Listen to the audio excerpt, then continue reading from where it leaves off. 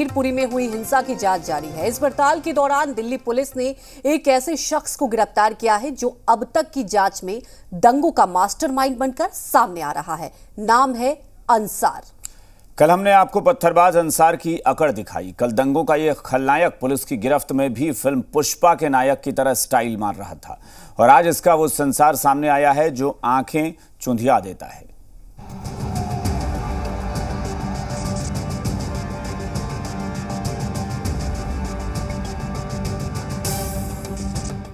गले में मोटी सोने की चेन, उंगलियों में सोने की अंगूठी, 1, 2, 3, 4, 5, कलाई पर महंगी ब्रेसलेट, नोटों की गड्डी का दिखावा, 2000 के एक नहीं 11 नोट,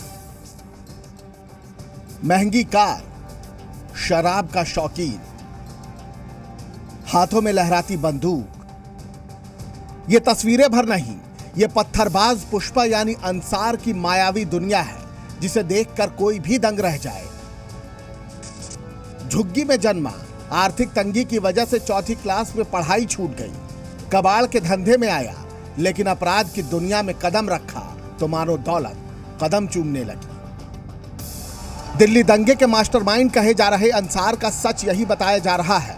कहा जा रहा है कि वो अंसार ही है जिसने 16 अप्रैल यानी हनुमान जयंती के दिन दिल्ली के जहांगीरपुरी इलाके में उपद्रवियों की अगुवाई की। अंसार की रिमांड कॉपी के पेज नंबर 3 में यह साफ लिखा है कि जुलूस में 400-500 लोग शामिल थे। जुलूस पहले शांतिपूर्ण तरीके से आगे बढ़ रही थी। करीब शाम 6 बजे अंसार 4-5 लोगों के साथ आया और जुलूस में शामिल लोगों से बहस करने लगा। बहसबाजी देखते देखते पथराव और भगदड़ में बदल गई। पुलिस ने हालात संभालने की कोशिश की, लेकिन पत्थरबाजी और नारेबाजी ने हालात बेकाबू बना दिए।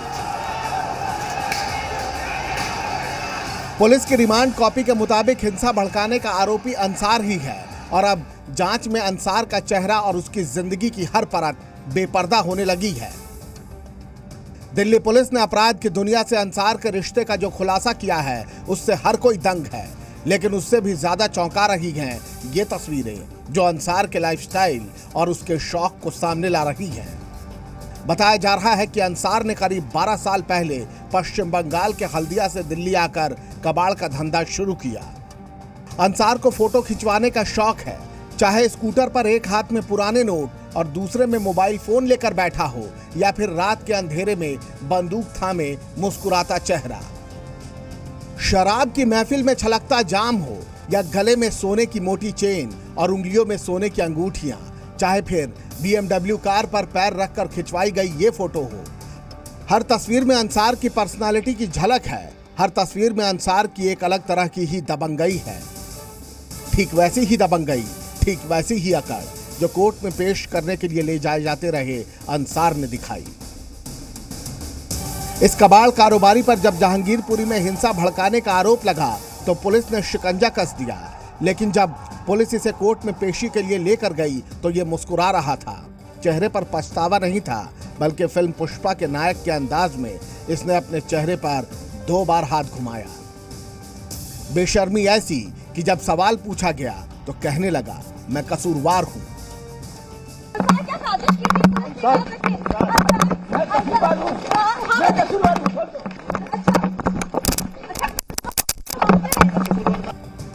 बताया जा रहा है कि अंसार की ऐसी धमक इलाके में भी है।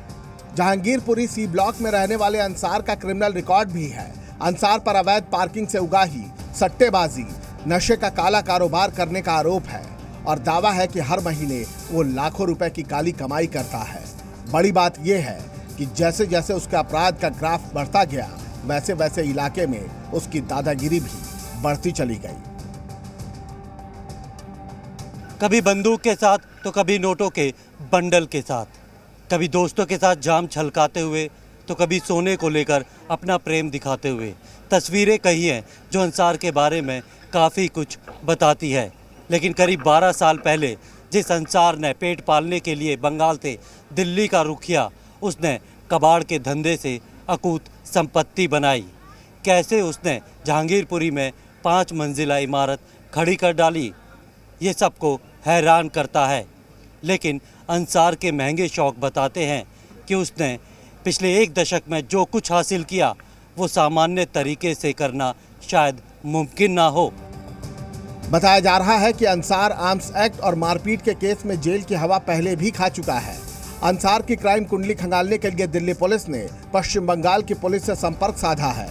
यानी दिल्ली पुलिस पूरी तैयारी कर चुकी है इस पत्थरबाज पुष्पा की अकड़ ढीली करने की।